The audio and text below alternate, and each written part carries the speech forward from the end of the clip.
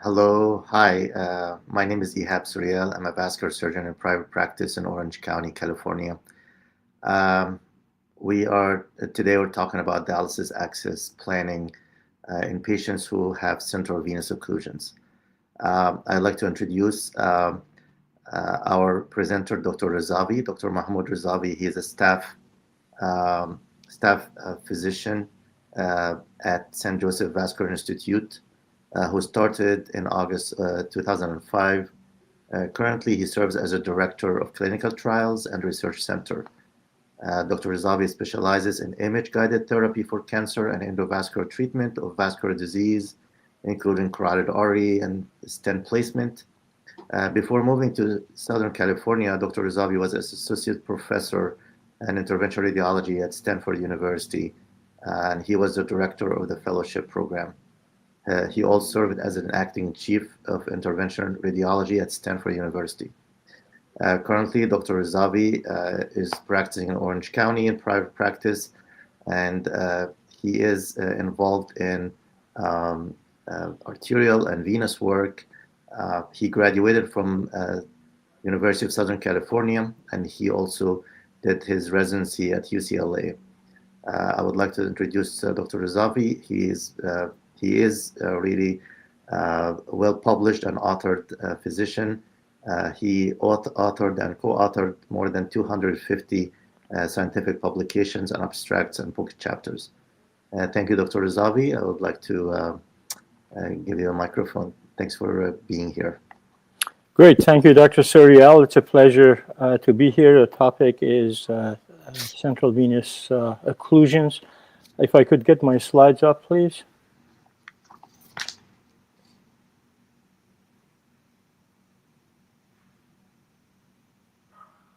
So there we go. All right. So topic is thoracic central venous obstruction in patients on hemodialysis.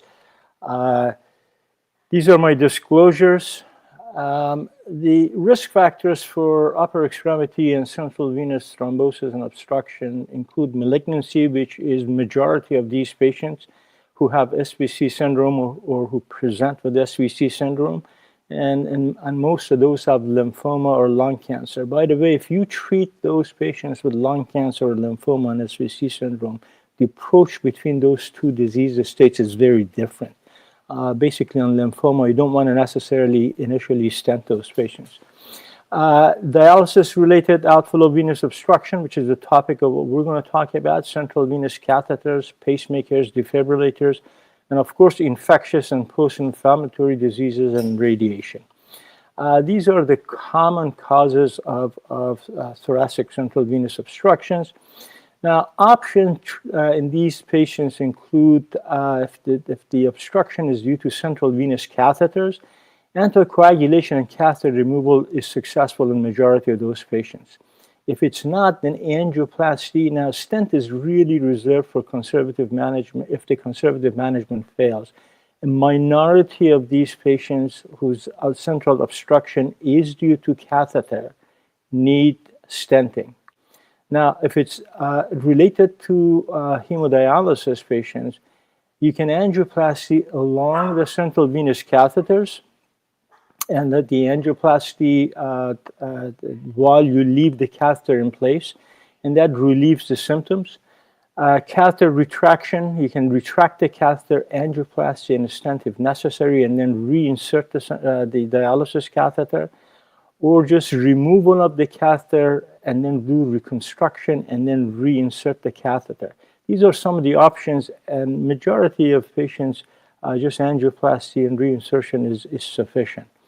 Now, if the outflow obstruction is due to fistula or AV graft, remember that the central lesions generally are not the cause of AV access malfunction. The symptom has to really include edema of the arm or signs and symptoms of SVC syndrome. It is unusual or uncommon that a malfunction of the AV access is due to the central venous obstruction. In those patients, obviously, you want angioplasty first, and majority of those are sufficient. Angioplasty is enough. Remember, these are arterialized veins. If they fail, then you want to put the stents, and really you want to put the stent grafts, not bare stents. And by failure, I mean that if you have, after angioplasty, recoil of more than 70%, recoil of 50% is not uncommon, but that's enough to relieve the patient's symptoms. So when we talk about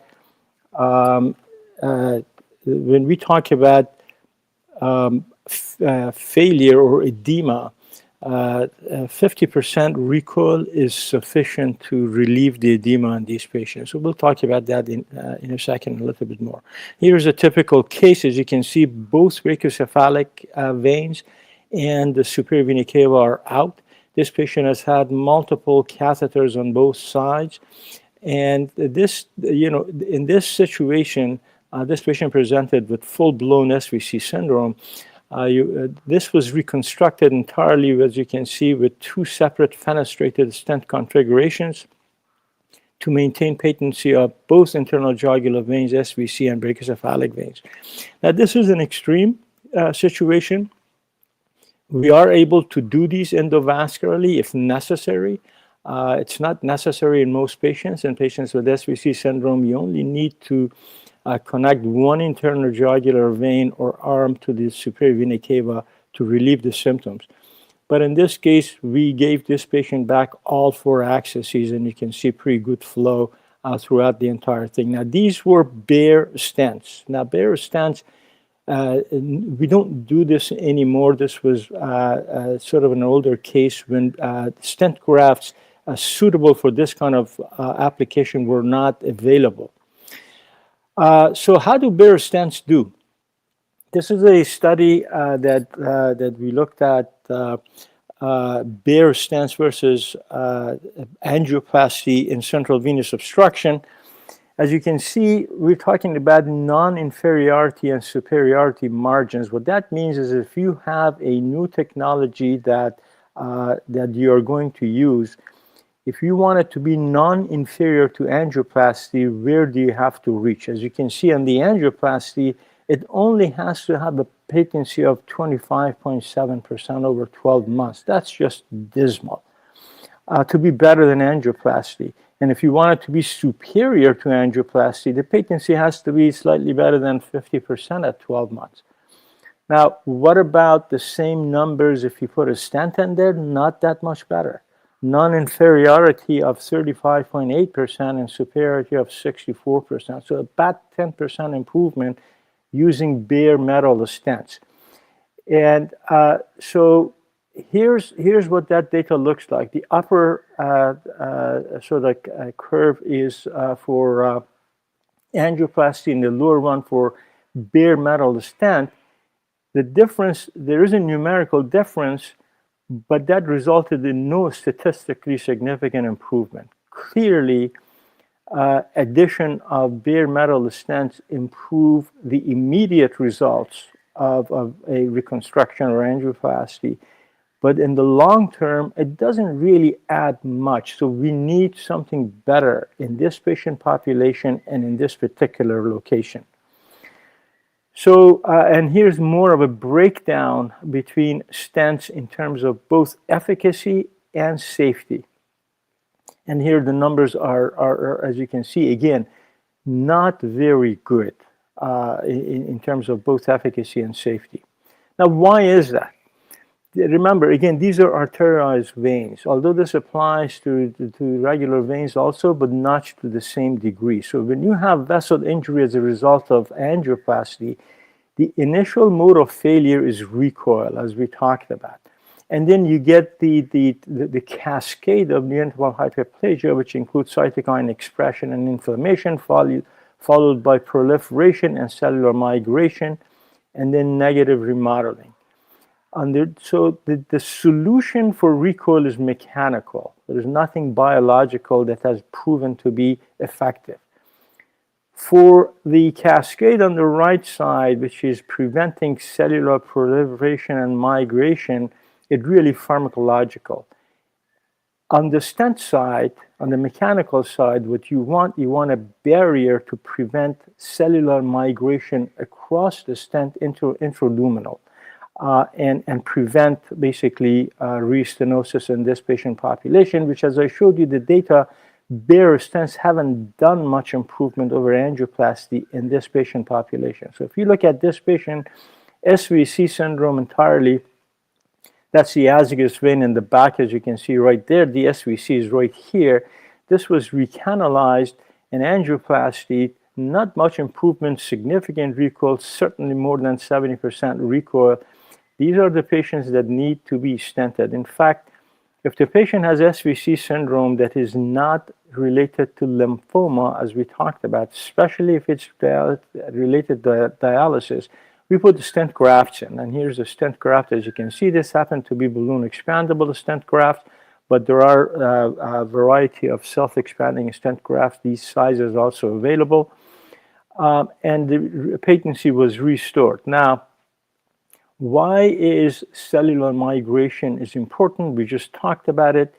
I want to talk briefly about the device called Rhapsody, which is a cell impermeable endoprosthesis recently introduced both in US, Europe, and internationally. What this device does is that there is a middle layer, as you can see pointed out by the arrow here, of cell impermeable sort of material that prevents cellular migration.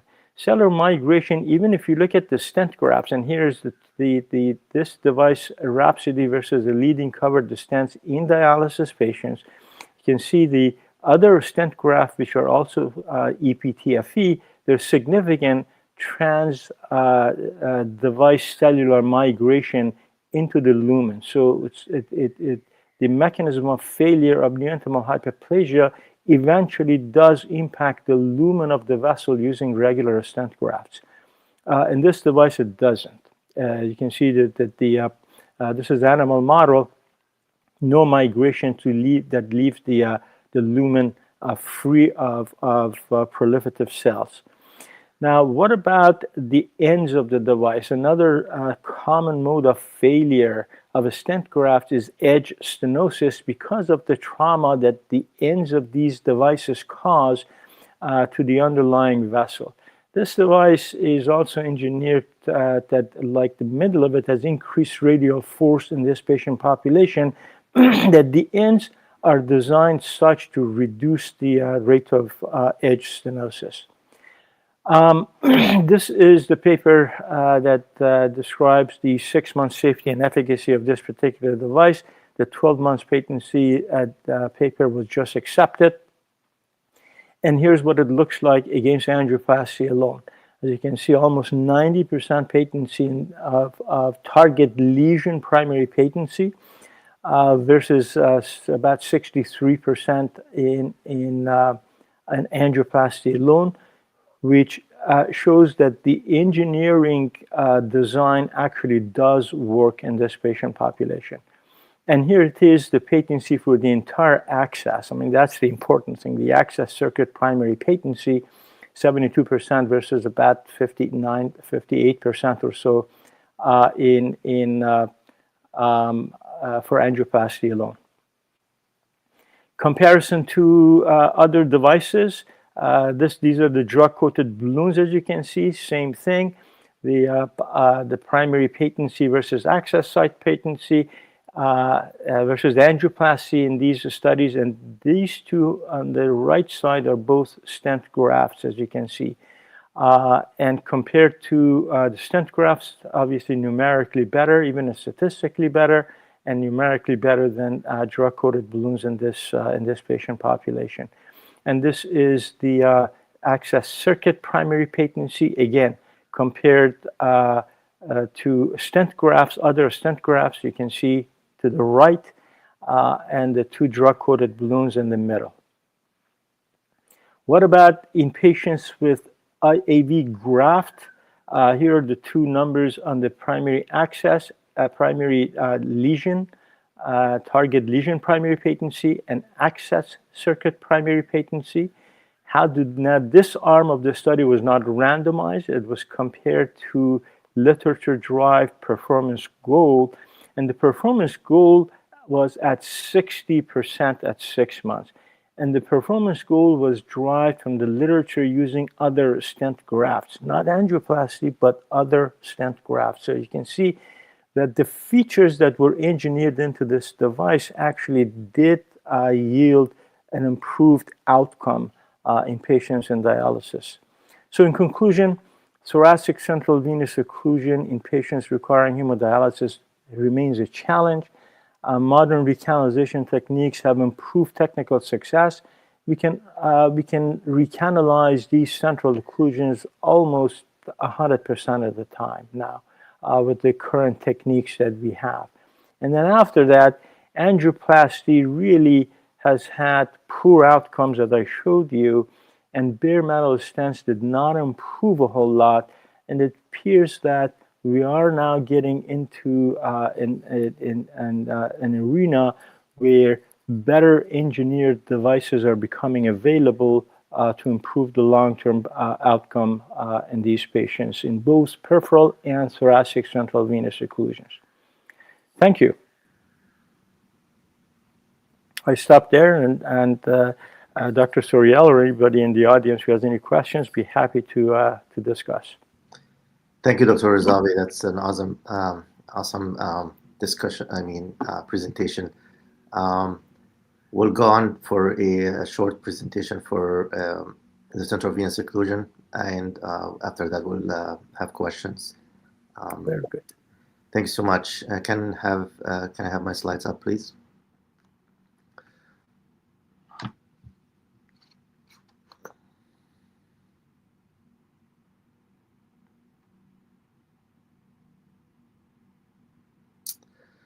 All right. Hi again.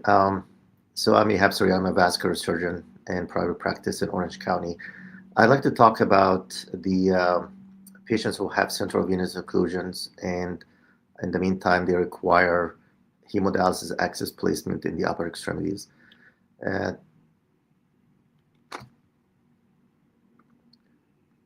This is a challenging patient that we see a significant number of in our practice. This is a patient of bilateral central venous occlusions. You see the right side occluded and nominate, and the IJ, and the left side also has a left and nominate occlusion, as well as IJ and subclavian. Those patients are a challenge because now you have no options in the upper extremity for AV graft or AV fissura access placement options. And those patients also have like significant swelling of their arms if you establish any dialysis access in either upper extremities. The Society of Intervention Radiology classified the total or central venous occlusion, thoracic central venous occlusion, to 4 types. Type A, B, C, D, just depends on how involved the occlusion. You can see the left side of the screen. Type 1 is IJ occlusion or subclavian occlusion. Type 2 is a nominate vein occlusion. Type 3 is the SVC occlusion above the azygous origin. Type 4 is SVC occlusion below the azygous origin. The inside-out technique was established by a cardiologist I know in Kentucky, Dr. Gurley, and others as well, who came up with the idea of establishing a channel on the right side, coming from the groin, from the femoral vein, and going up towards the occluded area, and doing the inside-out technique using sharp recanalization. It's not really a recanalization, but establishing a lumen in the vessel on the right side, mainly a nominate vein, and then establishing a body flush technique to be able to insert a catheter on the right side through the occluded segment. The Surfacer device was trialed in the past a few years, and now it's FDA approved. And we use that device through right groin access to establish a tract on the right side, and that will create the body flush technique. The anatomical basis of using that device is how the trajectory of the recanalization or the tract formation is by going anterior and lateral. The key trick, as you see here, this is a lateral view. You can see the trajectory of the device should be anterior, so you're behind the clavicle. So there is no important structures that you can injure using the device. In the meantime, going lateral so you don't go on the medial side, where you have the essential or important structures that you can injure. So mainly anterior and lateral trajectory. That's another. This is a CAT scan, basic to cross section. You can see if you go lateral and if you go anterior, you're literally behind the clavicle, and that's where the occluded veins are. And there's no major structures over here that you can injure. So going medial is not recommended. It's not good. Going posterior is not good either. So it's mainly, again, lateral and anterior. Again, that's just just X-ray view, fluoroscopy that can show you the same trajectory. What are the steps? We go from the groin. We establish right femoral vein axis percutaneously. We place a 12 French sheath up into through the iliac vein and into the IVC, and then we advance a device under fluoroscopy guidance. Eventually, also we have the right neck and right upper chest prepped and draped. And then once we establish a wire exit using the device, the wire comes out of the neck, and that's how we have the body floss technique. Again, these are fluoro images. The device is going through the groin and up into the occluded segment, and we establish the tract up here, and the device moves above the clavicle, and that's when the wire starts coming out and being ejected above the clavicle and comes on the right upper neck. We use different fluoroscopy trajectories to be able to guide the device appropriately. And there is once you get used to the device, it's pretty easy to use, but requires practice and diligence and taking your time to do that. That's a wire comes out above the clavicle, and then eventually we establish placement of a dialysis access catheter at that time. Sometimes we exchange these catheters into a hero graft, and the hero is basically, it's a hemodialysis reliable outflow graft. It's literally an AV graft in the upper arm. It's usually brachial axillary, but since we don't have an axillary vein to hook up the graft to, we connect the graft to the outflow catheter that comes with the hero device. And that's pretty much a central venous portion of the device that stays in the right, basically lands in the right atrium, and that's the outflow portion of the AV graft. And by doing that, the patient will have the arterial inflow through the brachial artery, through the AV graft, and to the VOC portion of the hero graft. So in conclusion, if surface system is safe, it requires practice, diligence, and patience in learning the steps. But once you get used to it and understand how it works, it's a good modality for patients with central venous occlusion. So allowing to have a right upper extremity AV graft placement. It's not used on the left side because of the stiffness of the shaft of the device. It's only on the right side and only on the right femoral axis side as well. We don't go from the left. So it device enables efficient placement of hemodialysis catheters. Also, the device allows us to establish a right upper extremity AV graft placement by placing a hero graft after we do the recanalization on the right side. And also in patients who have right central venous occlusion, but they have patent left central veins, we don't want to disturb the left central veins by putting a catheter on the left, because that will cause future problems of creating or establishing AV axis on the left. So I would rather put a dialysis catheter on the right through an occluded innominate vein, and rather than basically disturbing the left venous side. So that's another usage for the device. Just a challenging case that is really interesting. That one we found in our practice and we tackled, and was really good results. This is a patient with, I believe it's a type 2 central venous occlusion. You can see the IVC is patent, the innominate is occluded. And then we established tracked, we're using the surfacer device going up right here above the clavicle.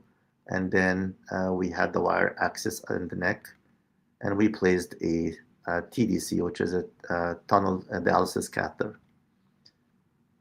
Eventually, the catheter was placed, and we replaced this with a hero graft. You can see this is a hero component, the central component of the hero graft, and is connected to the dialysis graft on the right. But in this case, it was not just a graft, it was a fistula. The patient had a brachiocephalic arteriovenous fistula for a long time, and he's the one who had the inclusion on the right, but his right arm was massively swollen like this, and the outflow was occluded, and the outflow for the fistula was through collaterals. That's why the right upper extremity was diffusely swollen, and also the dialysis axis was not well functioning because of the high venous pressures.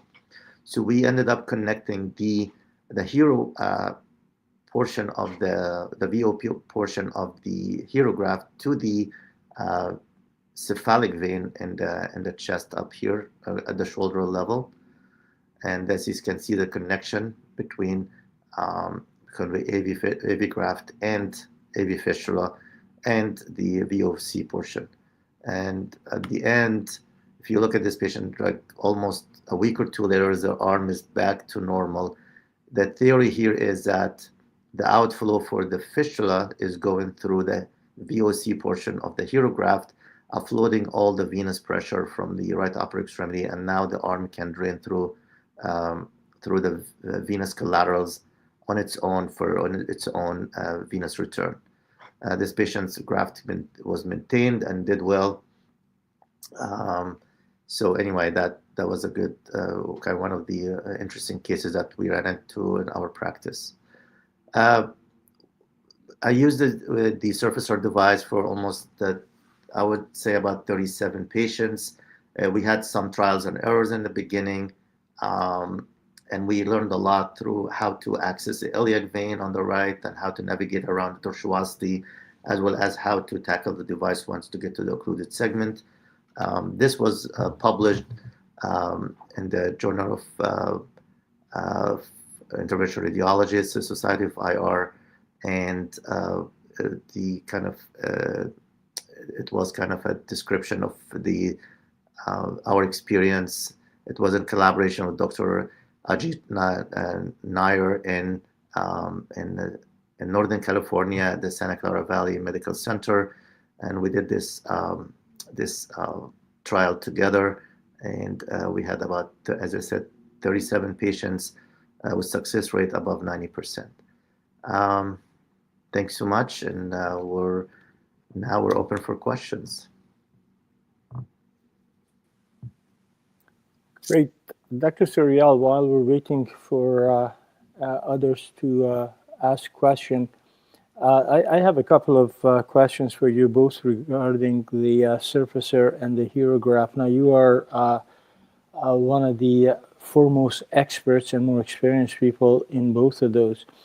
On the surfacer, let's talk about some do's and don'ts. I mean, you just talked about your experience with over 90% success rate, which was, by the way, similar to even a multi-center single-arm study of the surfacer that you were one of the highest enrollers in. The trial also showed about a 90% success rate in those patients who didn't have any vein to put the device in. And of course, the key issue is to try to avoid or use the left side if we don't have to, because eventually that will give out also. Can we talk about some do's and don'ts? I mean, I understand, I mean, my experience has been that a lot of physicians initially are reluctant to use it because they're afraid it's a needle coming out. How do you make this a safer sort of device? I mean, you talked about not going through the left because it's a stiff device. And you also talked about that you want to actuate the needle when you're above the clavicle. Obviously, you don't want to do it below the clavicle. Do you ever use ultrasound to guide this thing out, or or if you are above the clavicle and the path looks good, you just shoot for the needle? Thank you, Dr. Razavi. It's a great question. So the device is made to follow the trajectory we need to follow. The right femoral axis is the only axis, as you mentioned, because it's a straight up towards the heart, towards the SVC direction, and that's how the device will follow because of the stiffness. It requires understanding, number one, how the device works, how the needle comes out. The device is made to orient itself, and also it has like an anterior, like front surface and a back surface, so there's no way we can get confused which way the wire would go. Following the appropriate steps, and also going through maybe some training for it and seeing other cases that will be helpful to understand. I recommend definitely before we use the device, as a first person to use the device, to see how it works and see other people doing it. That also helps. And also, once we get to the occluded segment on the top, it's kind of going slower and also dissecting our way out behind the clavicle, and also using multiple trajectories for the II, like going right to anterior and caudal view, cephalad view, or caudal view, to be able to see where the needle is coming out. That's very essential to guide the device out. So I believe just following the steps and also getting the appropriate guidance is the key for a successful case. Also, starting with a type 1 or type 2 central venous occlusion as a first patient or second patient, it would be a good way to start using that device. That's a great sort of advice there. There's a couple of audience questions. I'll go one that it sort of directs to you, and that is, what are the typical complications for the HERO procedure? How frequently are they, and how do you manage them, including thrombosis?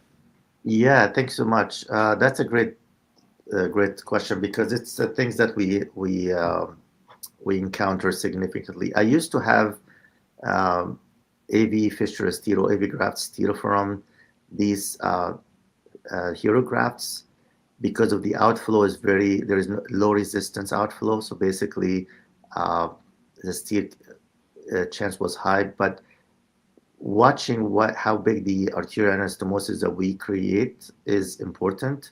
I don't go more than 8 millimeter, maybe 7-8 millimeter anastomoses. I make sure that we are in a big vessel in the brachial. If the brachial is small or the patient has distal disease, we'll do what we call a teardrop fashion. We come out, the AV graft in the arm will come from the axillary artery. So it's a bigger artery, so less chance of steel, which kind of a proximalization of the inflow. So that helps with the steel. The other thing, that because of the length of the AV graft and the VOP or the VOC portion of the HERO graft, frequent thrombosis of that AV graft happens, but the declotting rate is pretty high, because most of the time these are just fresh clots that come out easy, and the graft is back functional again without issues. Even if clots every few months, it's still a good graft to use. Yeah, go ahead, Dr. Zafi. Yeah, of course, it's the last step when you put the HERO graft in, because of the occlusion of the central veins. There's no other option. So you can extend the life of the access by another few months. Yeah. Do you know what once the HERO graft in, what's the access circuit patency rate over 6 months or a year or so? I would say anecdotally, I would say it's above 80%. Yeah. It will require multiple interventions for sure. Correct.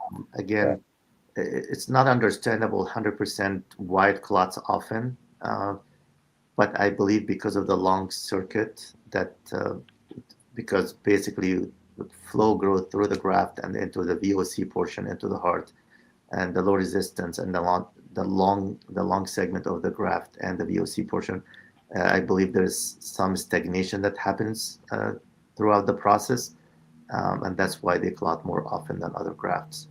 But again, I'm really impressed how easy to declot these grafts and continue to use them. I'm curious about the Rhapsody stent. I've always struggled with the central venous stenosis and also the outflow portion for the AV grafts, so the central venous, the venous outflow, the venous anastomotic stenosis. And when I struggled when to use just an angioplasty, go with the balloon and just be a normal balloon angioplasty versus placing a stent, and which kind of stent. It's amazing. Thanks for the information about the Rhapsody and the impressive outcome with that stent. So how do you decide when to go with the regular balloon angioplasty versus just go ahead and just do a stent, if you will? Yeah, sure. I mean, that goes into another audience question also. That the question was, how long do you typically give conservative treatment if there is a catheter-related central venous obstruction? I'll address that first and then come back to your question. The edema should really go down within a week, and if it doesn't, that means that a removal of the catheter anticoagulation alone was not enough. In dialysis patients, you don't want to give up access, obviously. You don't want to give up the catheter. You need to do something else to it. If it's a PICC line or some port or something like that, the patient has other options. But for dialysis, you need to use the central veins. The catheter has to pass through those central veins if they're catheter related. But if the symptoms do not go away after a week, that means that it will improve. That means time for the next step. Now, to your question, the Rhapsody data that I showed were for peripheral interventions, peripheral venous obstructions. The central arm of this study, that was a 3-arm study, it did not enroll, and so we sort of stopped it. However, there is good experience from the multi-center registry of the Rhapsody device, which includes a fair number of central venous obstructions, and the outcomes are about the same as the peripheral. Very, very good, and much better than angioplasty alone, and certainly better than bare metal stents. I highly recommend not to use bare metal stents in the brachiocephalic veins, certainly not in the subclavian veins. In the subclavian veins, even a stent graft is the really last option.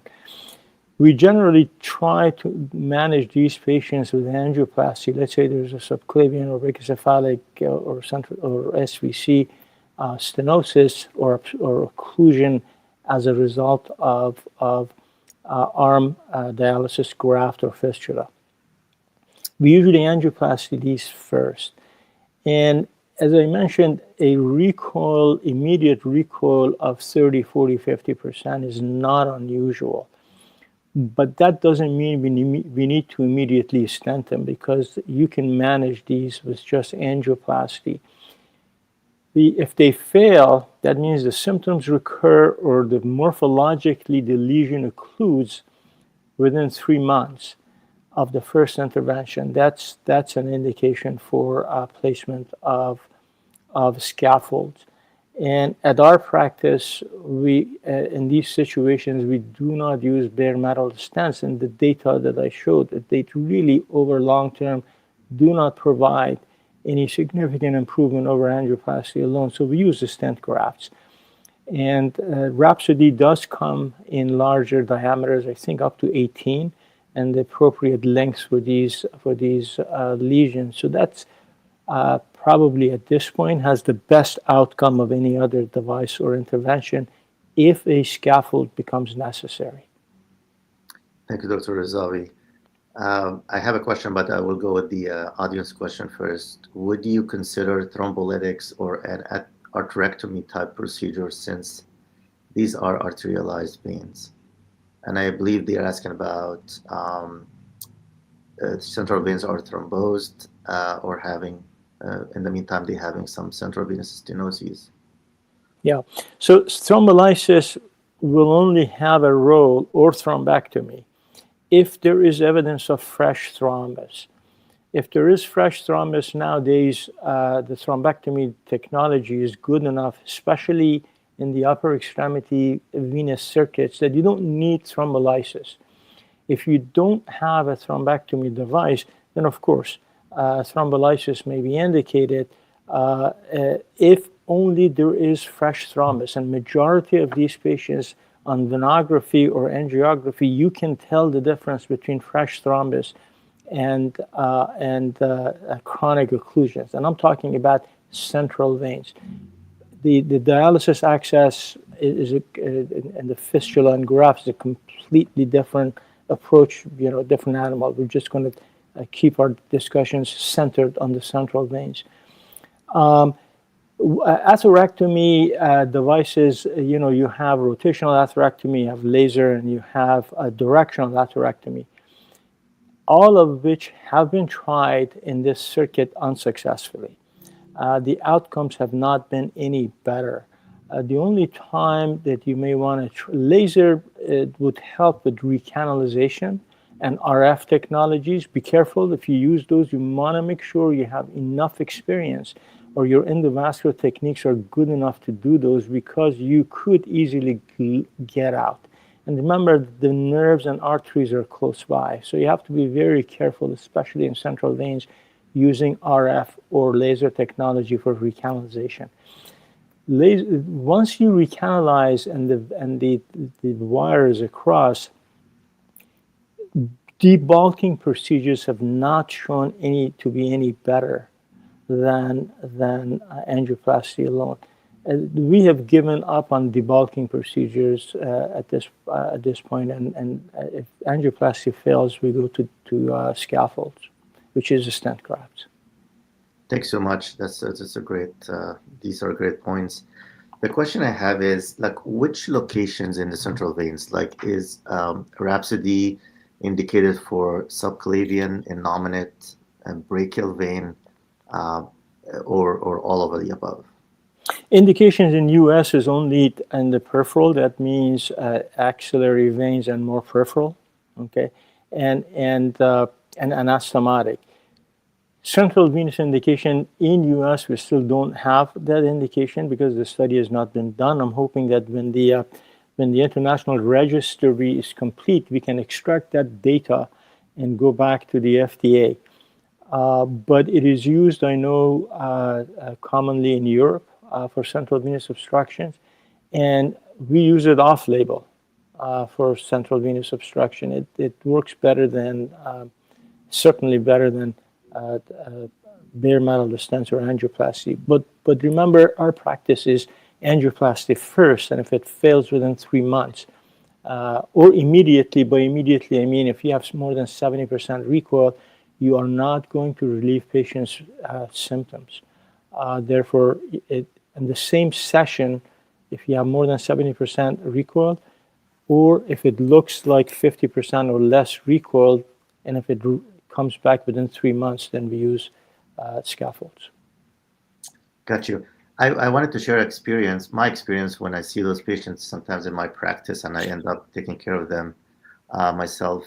I used to, for patients who have central venous stenoses, and I used to do kind of routine every 3 months balloon angioplasty. So kind of proactive more than a reactive approach. Bring it back to my office, even if the graft is functional, no high pressure, no venous pressures that are disturbing or any problem.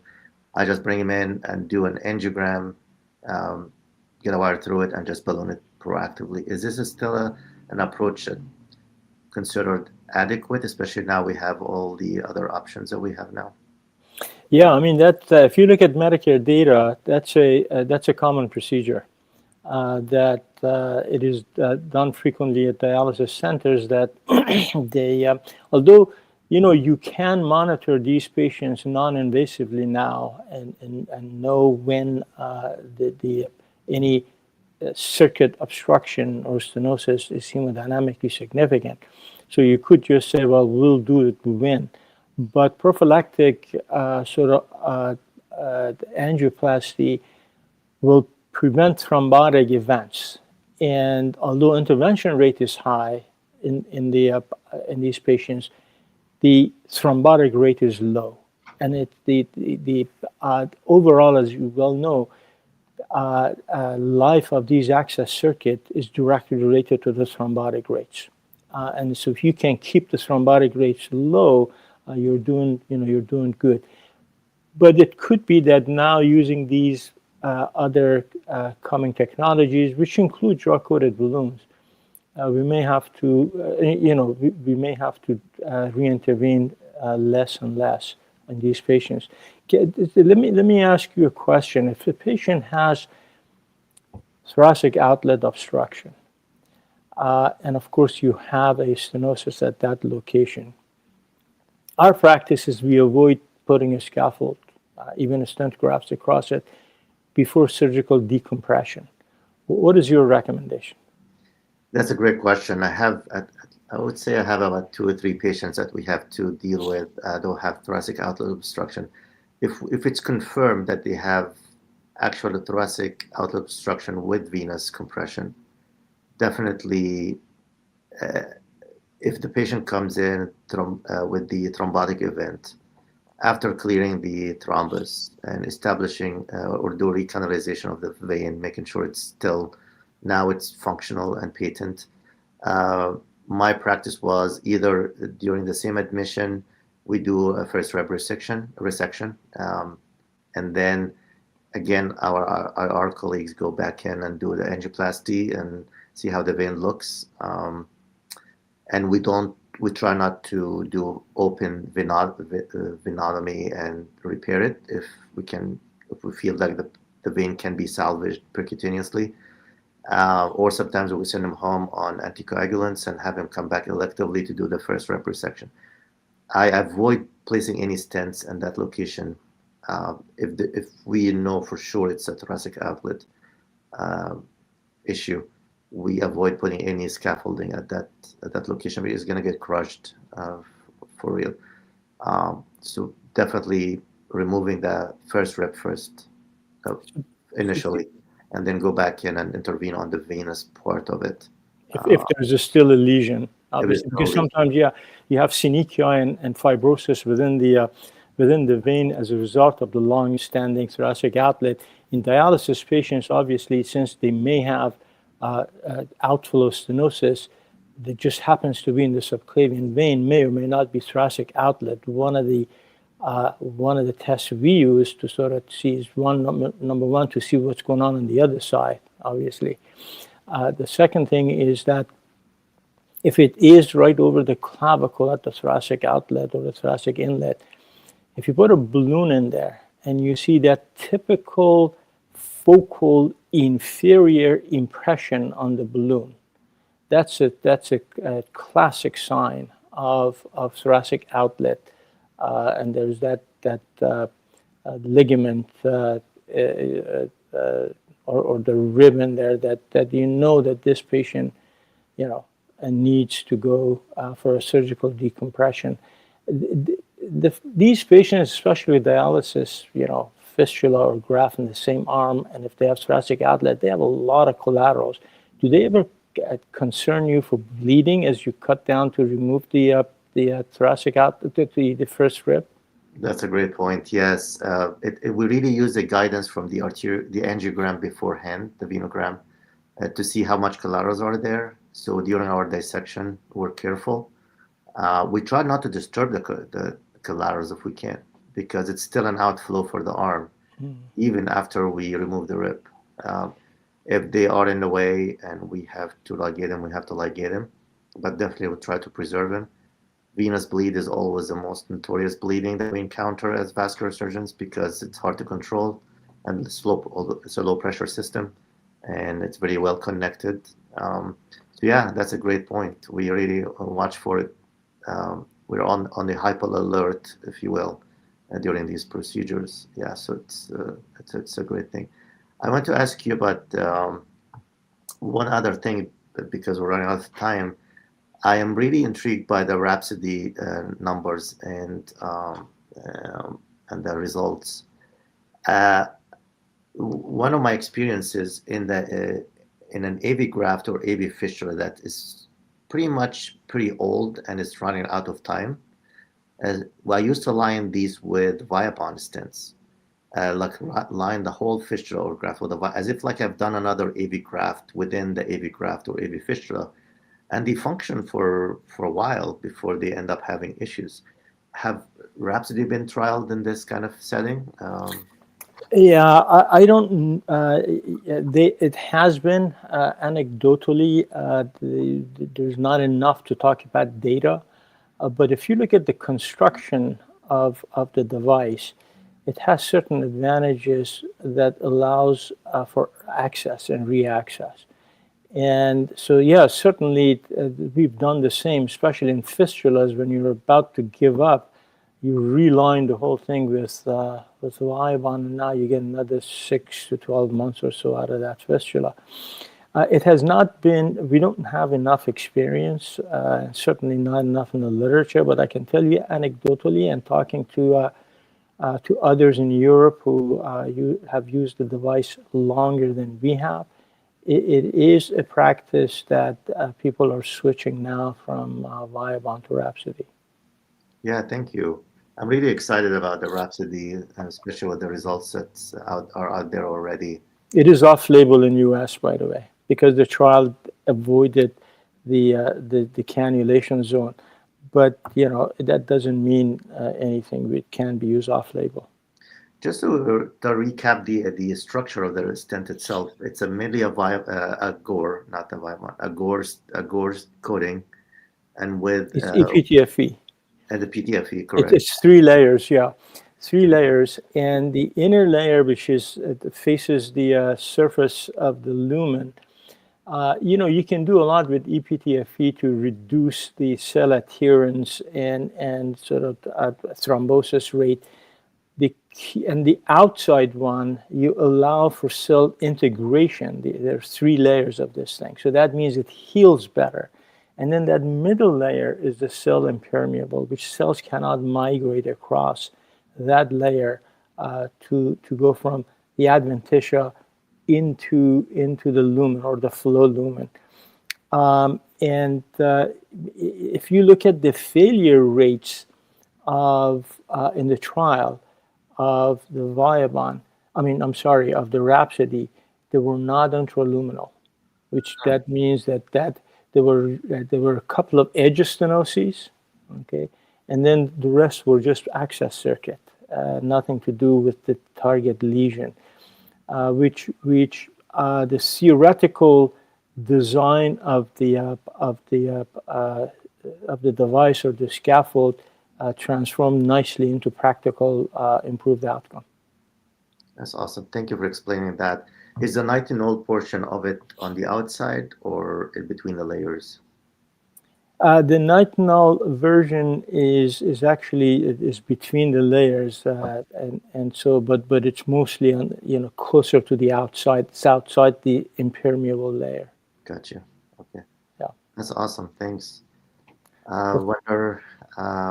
There's a question here. What is this a standard surveillance strategy for, I assume, for the Rhapsody stents? Like after we place the stent, what's the surveillance strategy for that? Yeah, I mean, it obviously in the trial you follow these patients more carefully, but outside of that, these patients obviously get dialysis, and anytime intradialytic pressures or measures indicate the stenosis, that would tell you that there's something wrong, and so we follow those with ultrasound. However, if the pressures are high, you might as well do what you do, and that is just bring him in and do the angiogram, because it may not be the target lesion where Rhapsody is in, but it could be something else, right, in another lesion. So we rely heavily on the intradialytic monitoring in those patients. Thank you. A question came to mind. I know I'm trying to wrap up here. What's your experience with cutting balloons in central venous stenosis? Like I used very good. Yeah, these are fibrotic lesions, And I tell you, especially at the anastomosis, that I mean, there are situations right now that just we don't even start with the balloon. Okay. We start with a cutting balloon first, and then dilate with a balloon one size larger. Be careful that if you're too aggressive, and Yeah. sometimes I am aggressive with cutting balloon, that you could get contrast extravasation, which is neither here nor there. You can do prolonged balloon inflation and it goes away, or you can put a stent graft in there. But I can tell you, in about the third 30 to 40% in my hands of anastomotic narrowings or outflow fibrotic lesions require cutting balloon or something similar to that. You know, there are a few technologies along those lines now, but they're expensive. Thank you for explaining that. Do you have a timeline, like when was the graft or fissure was placed and the venous anastomosis was created to start ballooning those and Oh cutting? yeah, we don't want we don't want to disrupt your sutures and start bleeding all of a sudden. Yeah, it's really that fibrotic reaction you get it in the neighborhood of about 6 to 12 months if that were to happen. Most of those are years down the road. That's not immediate. Okay. Because sometimes I ask my colleague to balloon my venous. He was like, "It's been 2 weeks." Like I said, "Well, give it a shot." Yeah. Yeah, that was crazy. So I think we shouldn't do that. Right. Anyway, it was great. Thank you for your invitation. Great speaking with you. I think we're sort of running out of time here. Thanks so much for coming on and for your expertise. I appreciate that significantly. I appreciate Thank you. it. Thank you. All right, that will wrap up our meeting today and discussion. We enjoyed learning from Dr. Razavi and from his expertise, and it was fun to be here and talk about our experience with central venous occlusion. Have a good day. Bye-bye.